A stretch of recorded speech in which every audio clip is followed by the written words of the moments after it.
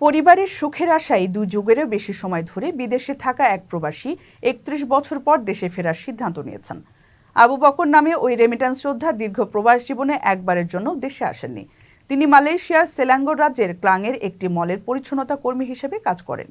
বছরে 365 দিনে একদিনের জন্য তিনি ছুটি নেননি। এজন্য ক্লাং রয়্যাল সিটি কাউন্সিল বৃহস্পতিবার তাকে পুরস্কৃত করেছে।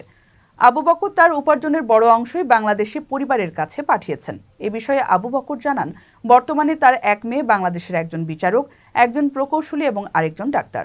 সন্তানদের এই সফলতার জন্য প্রবাসে নিজেকে উৎসর্গ করেছেন তিনি, আর এই উৎসর্গের প্রতিদান দিয়েছেন সন্তানেরা।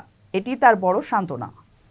আবু বকর বলেন, 31 বছর আগে বাংলাদেশ ছেড়েছিলেন। তখন তার পঞ্চম সন্তানের বয়স ছিল মাত্র 6 মাস।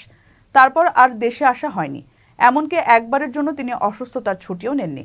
এই প্রবাসী এই বছরের ডিসেম্বর মাসে দেশে ফেরার কথা জানিয়েছেন।